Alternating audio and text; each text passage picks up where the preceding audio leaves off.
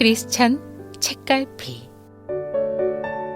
만약에 당신이 국가의 중요한 일을 맡은 비밀 결사로 발탁되었다고 생각해 봅시다. 당신은 국가의 명운이 걸린 아주 중요한 일을 위해 선택된 것입니다. 나라의 생존과 자주를 위해, 외교와 국방과 안보를 위해 당신은 생명을 바쳐서라도 그 일을 해내야 합니다. 성경을 맡은 유대인들이 그러했습니다. 로마서 3장에 나와 있듯이 유대인의 특권은 하나님의 말씀을 맡은 것입니다. 하나님의 말씀을 지키기 위해서 그들은 단 한 글자라도 더하거나 빼지 않으려 필사하던 매 양피지마다 적힌 알파벳의 모든 개수를 표기하여 오류가 없도록 했습니다. 하지만 대대로 성경에 오류가 있을 것이라는 의심은 끊이지 않았지요. 인쇄된 것이 아니라 필사되었기 때문입니다. 1947년 여리고 남쪽 12km 지점에 위치한 사해 서쪽 해안가에서 아주 재미있는 일이 일어났습니다. 요르단인 베두인족 소년이 잃어버린 염소를 찾아 헤매다가 바위 절벽에 이르게 되었습니다.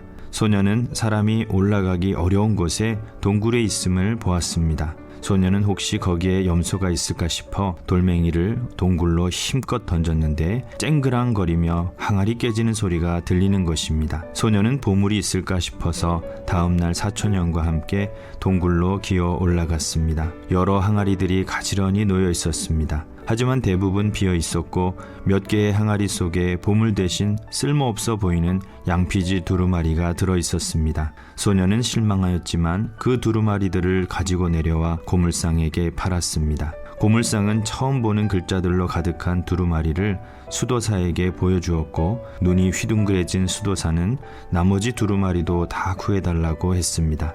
이 두루마리들은 예루살렘의 시리아 정교회 수도원 원장 사무엘의 손을 거쳐 마침내 히브리 대학 유대인 학자들의 손에 들어갔습니다. 이 가치를 알아본 학자들은 이 사실을 꽁꽁 숨겨놓고 첫 번째 아랍 이스라엘 전쟁이 끝난 1949년에 두루마리의 존재를 세상에 알립니다. 발견된 지역의 이름을 따 쿰란 문서라 하고 사해 사본이라 불리기도 합니다. 그 후로 쿰란의 11개 동굴에서 사본이 더 발견되었습니다.